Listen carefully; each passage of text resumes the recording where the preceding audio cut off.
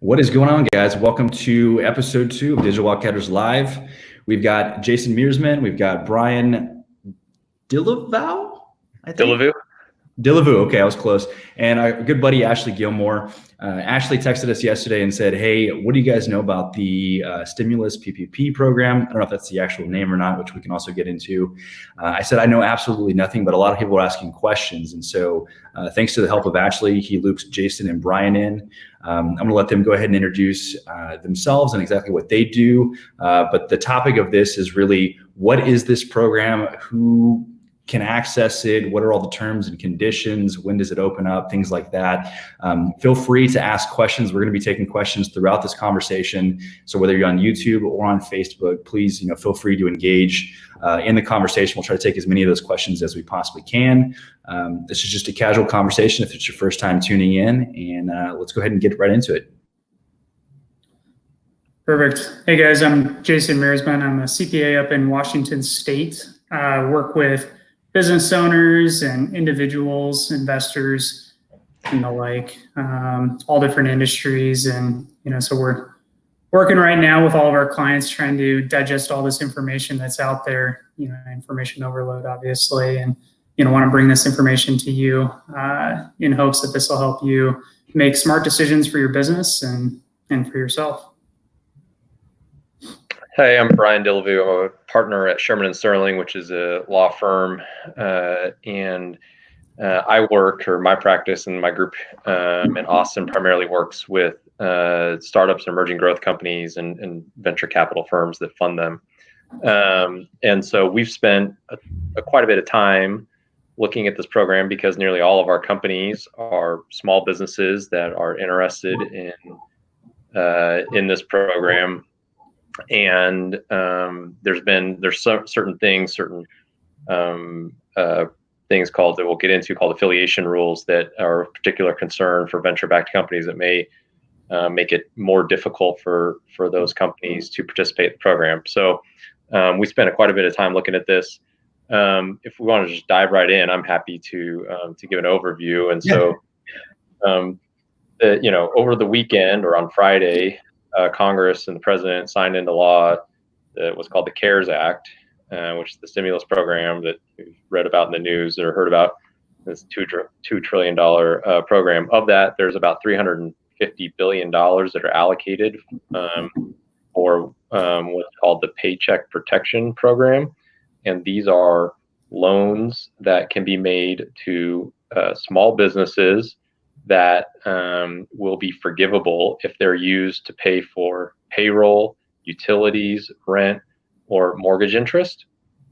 And so obviously for any company, it's effectively, right, free money. If you can get it and you use it for the correct purposes, it's forgivable. And so it'll help you sustain your company for the next couple of months. So it's obviously attractive to anybody who's eligible. So let's talk about who's eligible for this program. So basically, it's any company that has less than 500 employees is eligible. So most startups, if you're thinking about in the venture world, right, most startups, early stage startups, are all going to look around and say, I've got 8 employees, I've got 20, I've got 30, I'm good to go, right? And so I should automatically qualify. The issue is that there are rules in that the SBA has that were already in place before this, called affiliation rules. And what they'll do is it'll say anybody who controls a company, right, you have to aggregate all of the employees for all of the companies they control. So if, for instance, a venture firm were to have 20 portfolio companies and they were deemed to have control of all 20 of those portfolio companies, you would aggregate the employees of all of those venture firm or all those companies into one. And so you could take a bunch of companies that have between 10 and 60 employees, and all of a sudden you end up with more than 500. So that's been a particular concern in the venture world. The NVCA, which is the National Venture Capital Association, has spent the better part of the last 10 days talking to Congress folks, talking to folks in Treasury, talking to the SBA, trying to get clarification on these rules, because the intent and that we believe is that it wasn't intended to preclude startups from being able to access these loans. And so we are still waiting on final regulations for exactly how they'll apply, but we do think that startups will be able to access these loans, even those that are venture backed. It may require some amendment or waiver of your existing documentation, but we don't have any specific clarity on that yet. But we're kind of prepping clients. What we've been doing, at least, is we've been prepping clients and investors that this is probably coming, and that they're going to need to be ready to waive certain what are called negative control rights. These are things that would say, like, an investor has the ability to veto, or you have to get the investor's approval in order to take certain actions, right? Issue a dividend, take on debt, approve a budget, things like that. And so those types of things may have to be waived, and if so, the investors and the companies need to be prepared to do that quickly. We'll hopefully learn more today, because the program is supposed to go live tomorrow. You're supposed to be able to submit applications to your bank tomorrow. Does that go live at 12:01 a.m.? Presumably when banks actually open for business tomorrow. Okay. But it's when the SBA opens it. Yeah, it's when the SBA opens it for the banks to actually submit the applications. When they arrive first thing, I'm anticipating they're going to get full clients sending in applications looking for this to get taken care of right away. It's going to be an interesting day. Yeah, it will be, and the banks are trying to figure this out on the fly too. And so you've got a bunch of folks who no one quite knows how to do this, and we're all looking to the SBA and to the Treasury Department for guidance on some of these questions. Now, when it comes to what these loans actually are, right? So you can get a loan equal to 2.5 times your average monthly payroll for the last year, right? And so that means if your total payroll for the last year were 1.2 million, that means your average monthly payroll was $100,000 a month. You could get 2.5 times that, so you could get a loan for $250,000, right? And as I said, it's forgivable to the extent it's used to pay for salaries and payroll, utilities, rent, mortgage interest in the 8 weeks after you get the loan, right? So if you spend it on the next 8 weeks, that's all forgivable. Anything that you don't spend on that, right, will turn into a low interest loan that's due, I believe, in 2 years. Couple things about figuring out the number, right? We've got lots of questions about how to figure out the 2.5 times your monthly average payroll, right? So in calculating your monthly average payroll, one, there's rules in the law that say that you can't have more than, or you can't count anything over $100,000 in compensation to an employee. So if you have an employee that made $200,000, you can only count the first $100,000 towards the payroll. The rest doesn't count when you're calculating your average monthly payroll.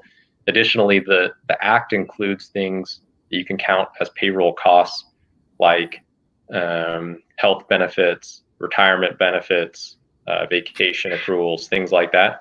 But the way we read this, and we've talked to SBA specialist law firms who agree with this, is that the calculation is $100,000 all in, right? So it's not just that you make $100,000 and you're done there, but you can still add in your other benefits when you're coming up the total. It's $100,000 all in, inclusive of all benefits, is where you stop. So in other words, when you're thinking about it on a per employee basis, the most you could get for their average monthly amount is $8,333, which is $100,000 divided by 12. Another thing that we get asked about quite a bit is, what about contractors, right? We make payments. We have independent contractors that we pay. We make payments to them. Does that count? We read the statute, and again, we've gotten other folks that we've talked to kind of confirm this. read the statute to say that no, you don't get to include independent contractors. There is language in the statute, in the law, that allows the independent contractors to go get their own loan, right? They can go get their own PPP loan, but that when a company is coming up with it, it's based on their actual W-2 wages. And then lastly, if you have employees that are not based in the U.S., those don't count towards your payroll, right? So the payroll is only on payments made to employees based in the U.S. Okay. So then how does this, so you mentioned that this is for paying employees, and we've gone through that. What about are there any stipulations about paying rent, mortgages, anything like that for the businesses? Yeah, those are eligible. So rent, mortgage interest, and utilities are all eligible uses for which the loan can be forgiven. Okay. Right. So you get a loan, you come up with an amount that's 2.5 times your monthly average payroll. You don't have to use it for those 4 uses, right? But you certify that you're going to use it. You're not going to fire people, and you're not going to do other things, but you don't have to use it for those 4 purposes. But if you don't use it for those 4 purposes, it won't be forgiven. Okay. So are you able to borrow any more past the payroll, or is it the amount that you can borrow for the plan is purely based on that 2.5 times monthly average payroll? That's it. Okay. That's it. And to be clear, there are other SBA programs. There's a disaster loan program that a lot of folks may have tried to apply for 2 weeks ago before this law got passed.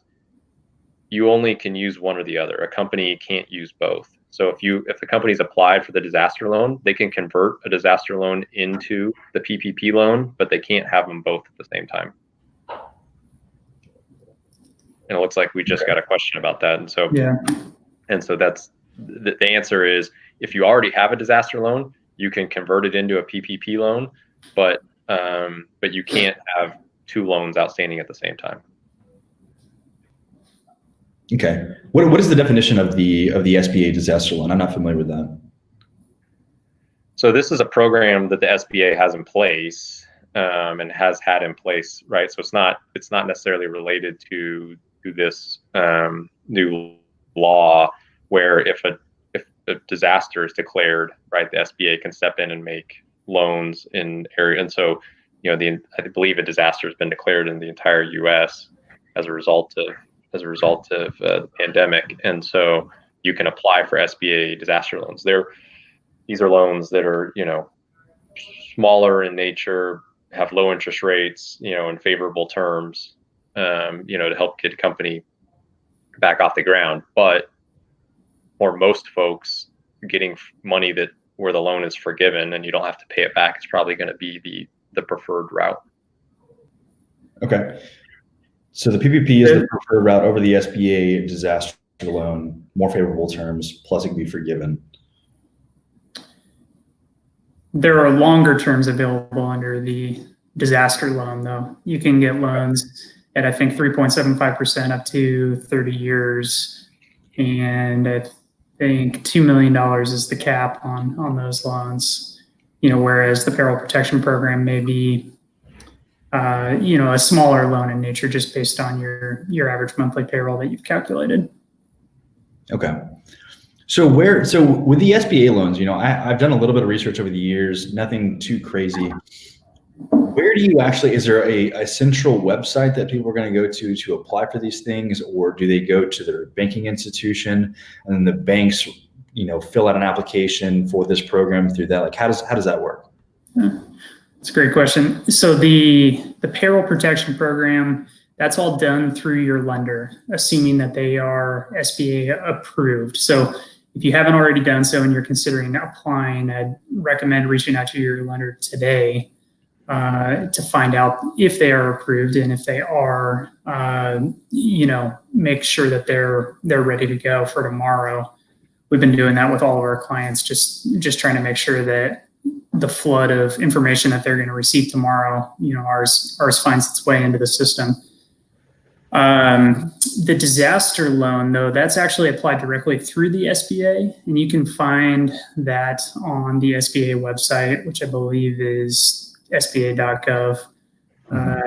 That is, at one point, there was an online portal for you to apply. I believe the system was so overwhelmed that they took that down. And so you just download the forms, fill them out, and then upload them through their system there. Okay. I heard something about, I had another startup founder in my office this morning, and he mentioned there was something about a $10,000 that they can transfer over to companies like within 24, 48 hours or something like that. How does that play into this program? Yeah, so that is an advance on the disaster loan. And that is true. You can get it whether you've been approved for the disaster loan or not. And the approval process for the disaster loan, we've seen take some time. So it's nice to be able to get, a few bucks in your pocket immediately.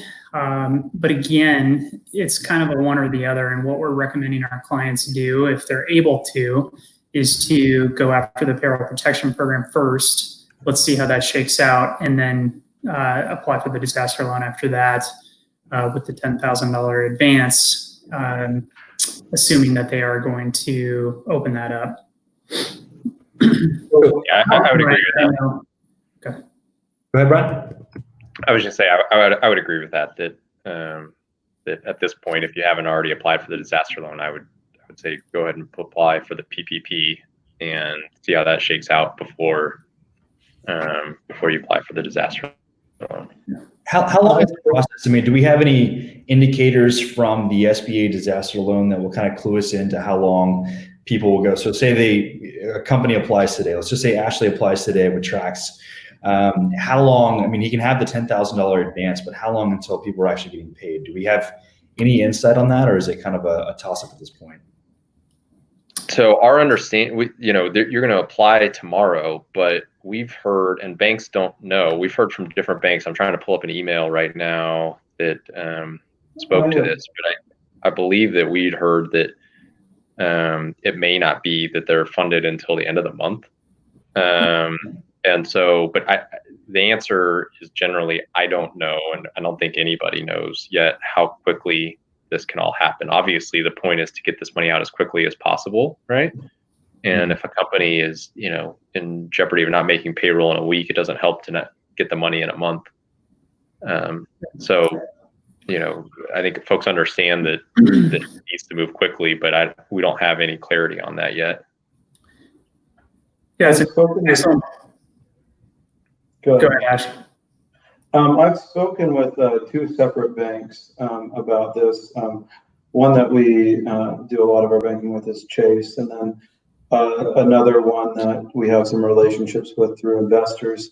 And at Chase, they're actually creating a portal for the PPP application on their website. So as soon as it opens up, if you are, and they're only doing this, they're giving first priority to any current customer that has a deposit account prior to this being announced. So if you have a deposit account with them, you can go through the PPP process online through their portal. With Cadence, they sent out an email, kind of outline the steps of the process, and I can just go over those real quickly. First, the application needs to be completed by the borrower using the business legal name, and then it's submitted via the Cadence portal. Cadence will immediately begin a quality control process, which will basically ensure that the application is complete and there's no mistakes.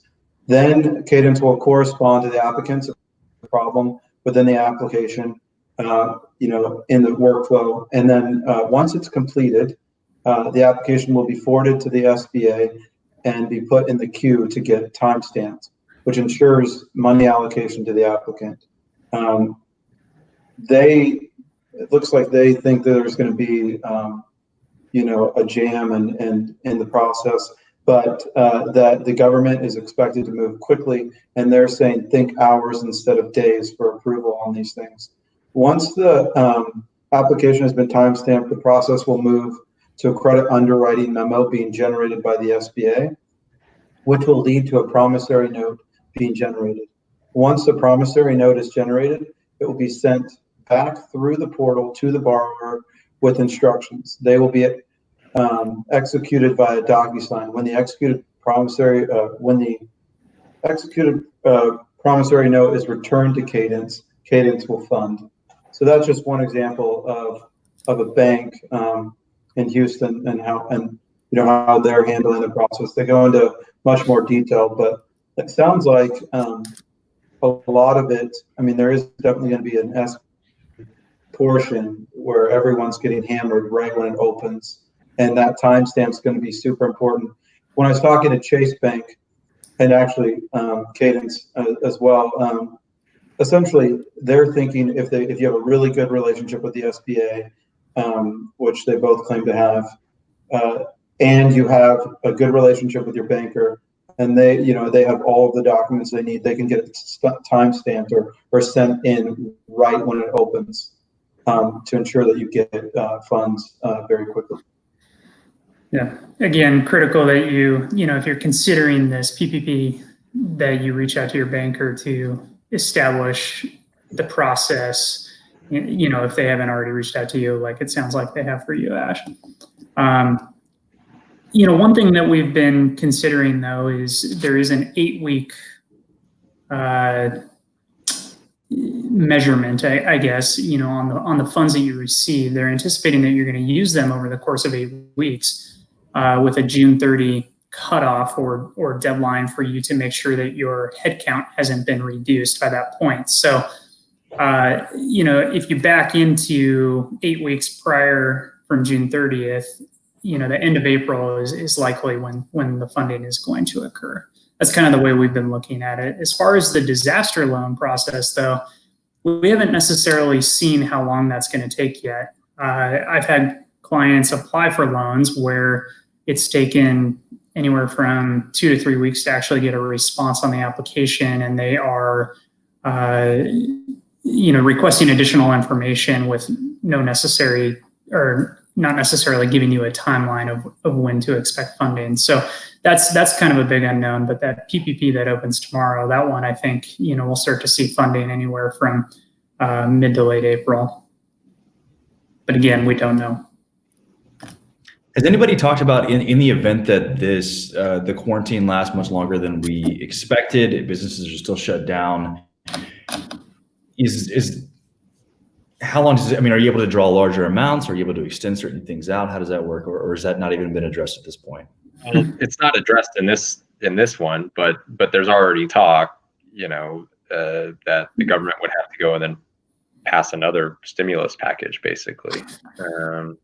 And that's right. If it draws out, right, you have to do this again and pass a new package that goes on for another 8 weeks or something like that. But that's all. It's just speculation at this point. Okay. Right.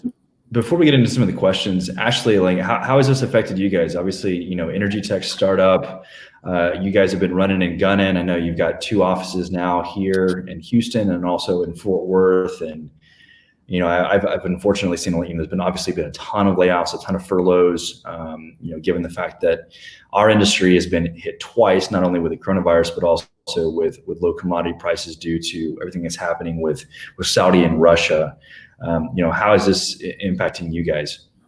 Well, it's definitely had a negative impact on our clients and potential clients, and so it's definitely hurt some of our contractors.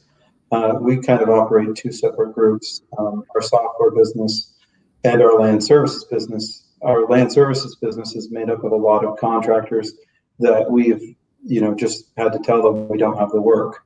That being said,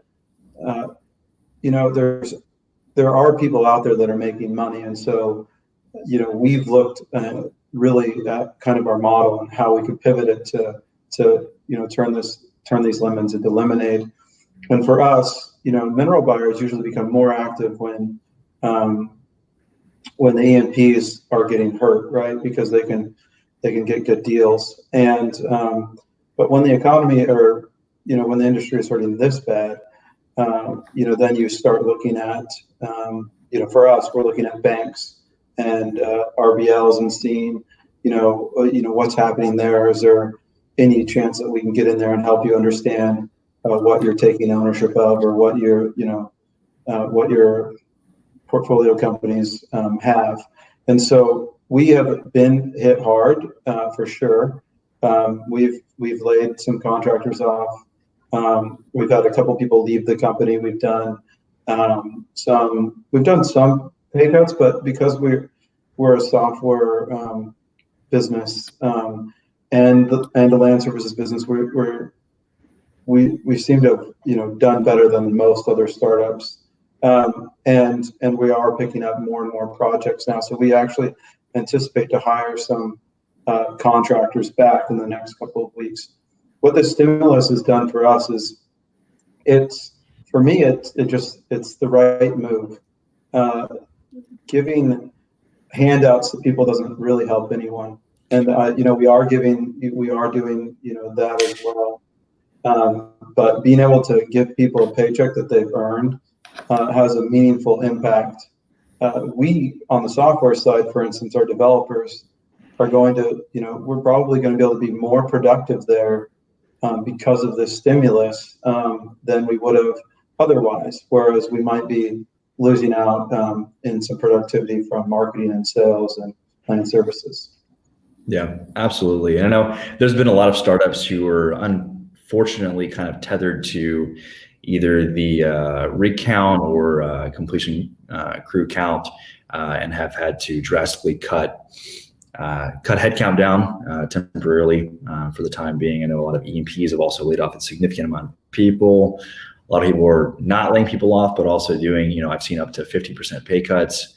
So it's really doing, whatever it takes to absolutely survive, during this climate. So let's take a few questions. We got a question from Chris over at Renew Energy Services. What is the cost for the team to help, and when will they charge? There are several groups out there offering help for small business. I'm just curious how they line up. I'm not quite sure on the question, Chris. Do you guys understand this question? I mean, if the question is how much does it cost to apply, it doesn't cost anything. You can go to your bank, get the application, and do it yourself. And you ought to be able to do it yourself. If you need advisors to help you fill out the application or complete the application, then that's a different matter. And so it just depends on your individual situation. It shouldn't be particularly expensive, I wouldn't think. Even for we've been talking to companies that have the specific issue of this affiliation issue and potentially having to amend or waive some of their documents, right? And we're thinking that's something that costs a couple of $1,000 to get that done, and so that's a separate thing, separate and apart from filling out the application. But I wouldn't expect that the application itself is it's going to take a ton of time. The sample application they released is only a 2-page application. Yeah. Okay. Then we had another question from our good buddy Rob Smith. This guy comes from a VC PE firm. So obviously his question is kind of relating into in what section do they detail the exclusion for PE VC firms in regards to loan forgiveness? Yeah, so the law actually, what it does is it incorporates the affiliation rules already in place under the SBA. So all it does is say that the determination is based on the affiliation rules in the SBA. So then you have to go and look at the SBA affiliation rules, right? And the SBA affiliation rules basically say if you are deemed to have control of an entity, right? So if an investor is deemed to have control of that entity, then you'll have to look to what other entities that investor controls and aggregate the employees. And so control can be determined in lots of different ways, right? And the way the SBA rules have historically been written, right, is that most companies that are venture-backed or PE-backed wouldn't take advantage of the SBA 7A loans because those are for companies that can't get a loan anywhere else, can't raise equity anywhere else. It's a different type of company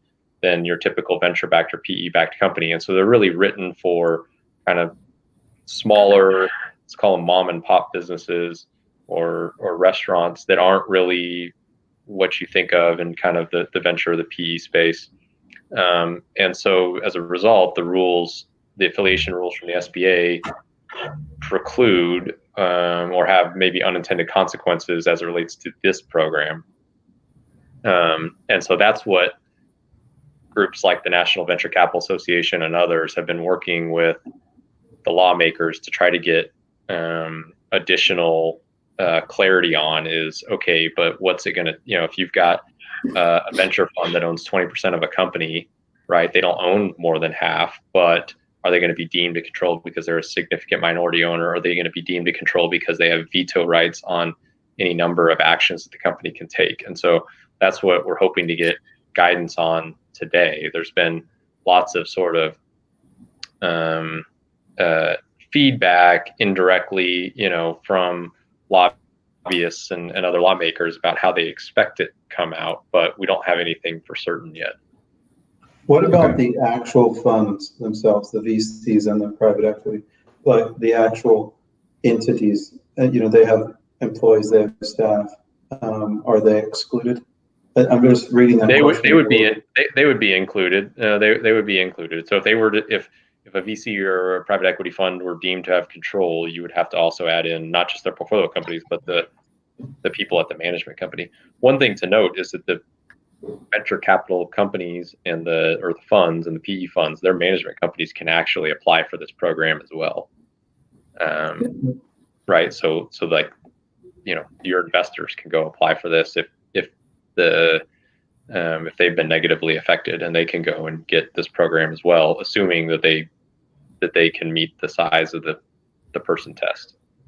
Cool. Quick note on that. So thanks Rob for the question. We're actually going live with Rob tonight. So Rob works over at Donovan Ventures, and then we're also getting Yusuf Chaudhry, who's the executive vice president at Atlas Operating. So to kind of dive deeper into, how is everything affecting? Obviously, Yusuf's going to talk about, how the current climate has affected, running an actual E&P, and then Rob's going to kind of talk to the PE VC side. So that'll be at 6 p.m. tonight. So if you guys want to retune in for that. So thanks, Rob, for the question. Let's go to a question from Premier Inc. PPP mentions getting employee count back to original employee count by June 30th for loan forgiveness. Is this average employee count for the prior 12 months or employee count when the loan is taken?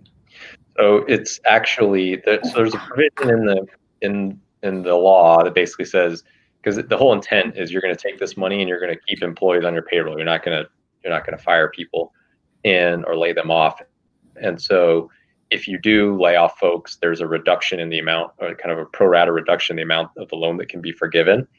But there's a savings clause that basically says if you were to lay people off, as long as you rehire, it doesn't even have to be the same people, but as long as you rehire folks by June 30th, then you can have the entire amount forgiven. The answer is it's any layoffs that happen between February 15th, 2020 and April 26th of 2020, right? Those are, if people were let go during that period, that's the savings clause in June 30th. You'd have to go and make up those terminations. Okay. Another question. I didn't realize that. So you just have to hire the same equivalent salary, just replace the job. So that's very interesting. Yeah. So we got a question from Josh Vineyard. Are they staying true to the 3-day time frame for 10K deposits? I think it would be hard to say because it hasn't happened yet. Yeah. Well, so that sounds like the advance on the disaster relief loans, and yes, as far as we've heard, they seem to be. Okay.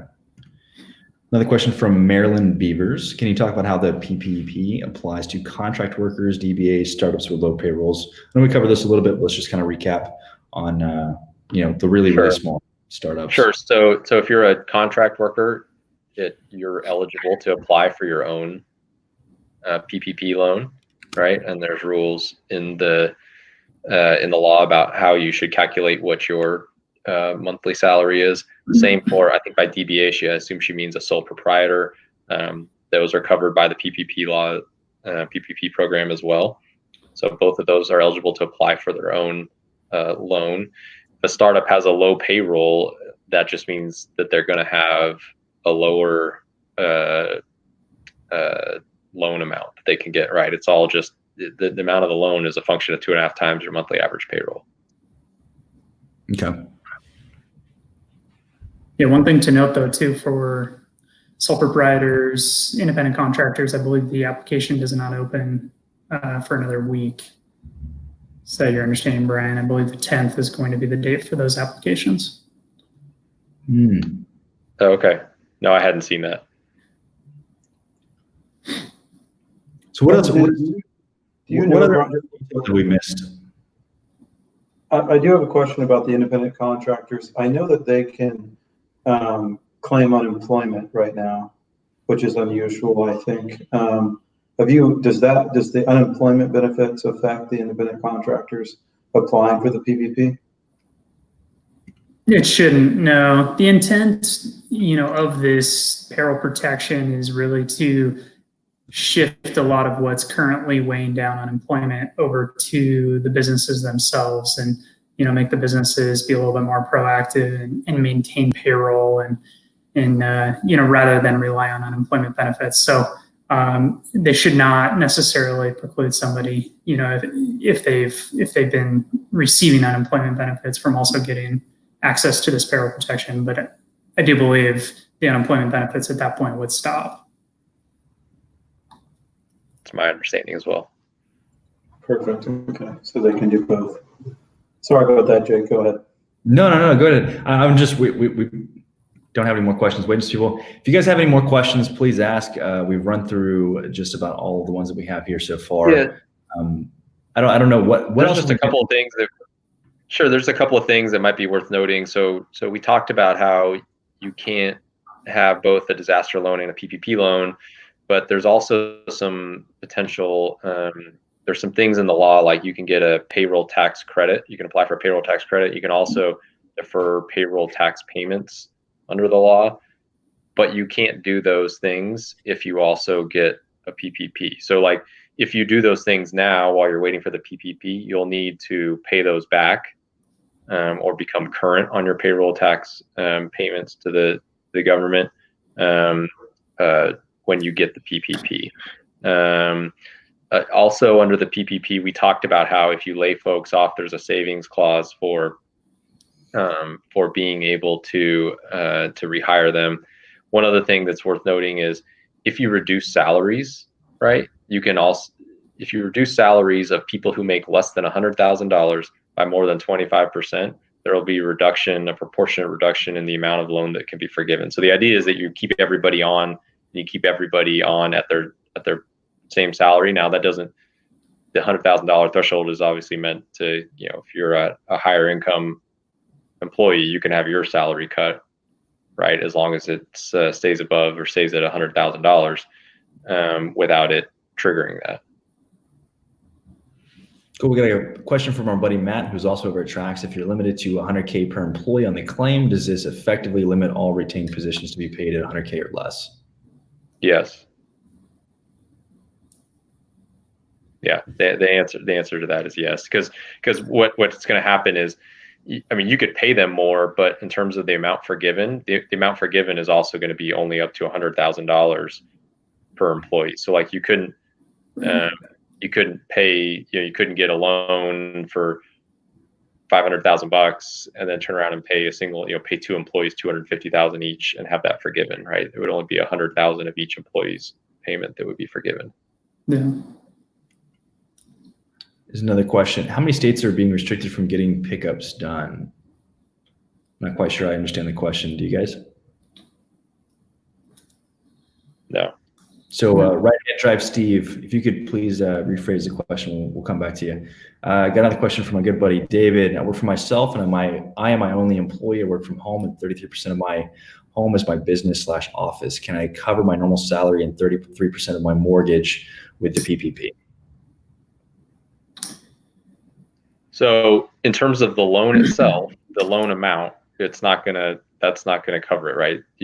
The loan size is just going to be 2.5 times your average monthly payroll, and so the mortgage isn't going to be included in that. You can use the funds in the next 8 weeks to pay salary, mortgage interest, not your mortgage, but your mortgage interest, rent, and utilities, right? And those are, any of those things are, for if you use it on those things in the next 8 weeks, it's forgivable. Non-payroll items are subject to a 25% cap, though. So you can only use 25% of the funds for things like mortgage and other qualifying expenses. Okay, cool. Great question, David. Next, Premier Inc. also said it'd be great to mention the changes being done with the SBA 7A program. Are you guys familiar with that? I know that Cadence Bank in their message to their customers said that they were a part of the SBA 7A program, which they thought would be useful for making sure that they got through the process faster.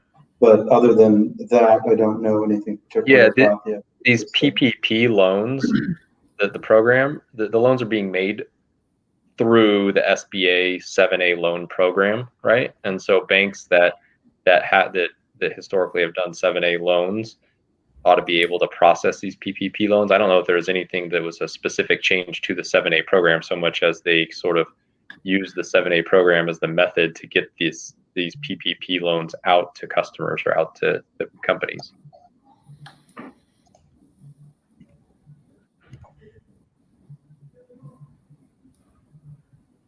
Here in California, we're not able to get our oil picked up. Okay. So Steve, tune in tonight at 6 p.m. We'll answer that question for you. I got a question from Darren Larson. Are there any restrictions for companies that have 50% or less foreign ownership? No, not that we know of, right? Other than potential control issues that we talked about earlier with the affiliation status, but I haven't seen anything that would preclude having foreign investors or foreign equity holders from those companies being able to take advantage of the program. Okay. And then another one kind of along the same lines. Are there any disabled veteran-owned perks inside of this program? I know that I've seen, because I'm a veteran as well, there are a lot of perks, especially associated with the interest rate for veteran SBA loans. It's much more favorable than a traditional SBA loan. Are there any kind of perks alongside the PPP?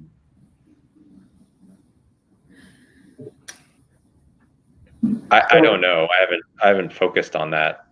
I didn't see anything that would be specific as to giving anything more than kind of what we discussed, right? I think the point of PPP was just to get the dollars out to everybody. Yep. Yeah, that's my understanding too. Jason, a question for you. I know that the interest is deferred for 6 months on these loans, and it's very, very low. I think it's like 0.5% or something. What are the tax implications, if any? I know that normally when you get a loan forgiven, there's some tax consequences. Maybe you can fill us in on that. Yeah, sure. So typically loan forgiveness, you would be subject to tax on the amount that you are forgiven.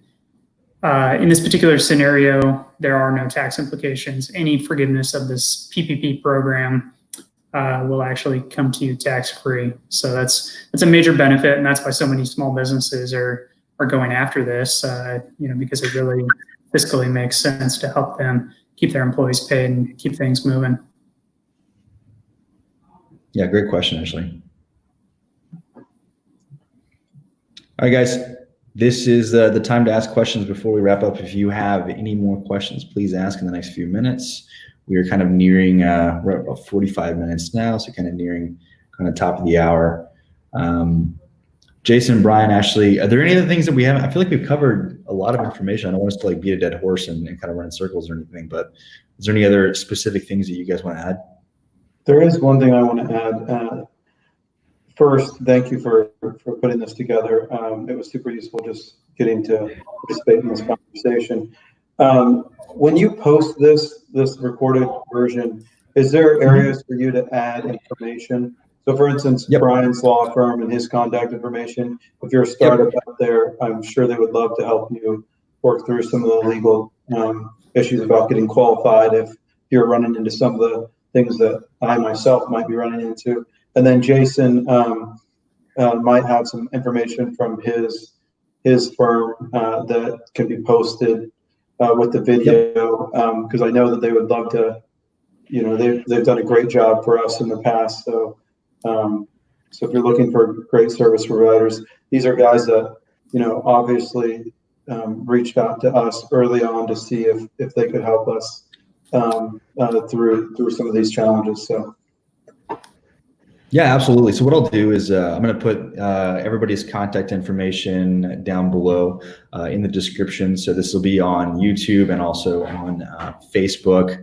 And I'm going to try to also go back and condense the information. No promises, but I'm trying to put this into a blog post too. So if anybody wants to just read this as opposed to watching it, we can do that as well. So really quickly before we hop off, Josh has got one last question for you. Off topic, but where did Jason get those badass light fixtures from? Home Depot, I think. I don't know. Awesome. Hey, I want to thank each one of you for taking time out of your day to help everybody out and to shine some light on how all this works. This has been extremely eye-opening, and I think it's going to be extremely beneficial to a lot of small businesses, not just in oil and gas, but just kind of startups in general. So. We had a few more questions come in, so if you guys want to hang out for 2 more minutes, we'll go take these last 2 questions and then we'll go ahead and pop off. So you got one from Braden James. One last question. My company agreement allows for guaranteed payment to myself, but I only utilize it on a consistent monthly basis. Will the PPP take into account the full guaranteed payment? Interesting. I don't know. I think that they're going to look at actual payroll expenditures, like look at your, the banks have asked for basically your record showing how much you actually paid out and your, the tax records that you sent to the IRS, et cetera. And so if you're actually paying yourself anything, I'm not sure that's going to be covered.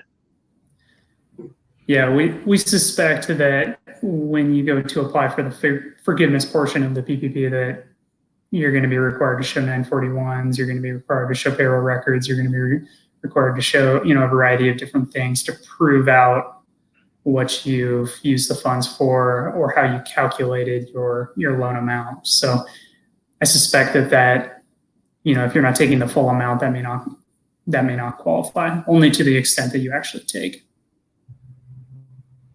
Yeah, great question, Braden.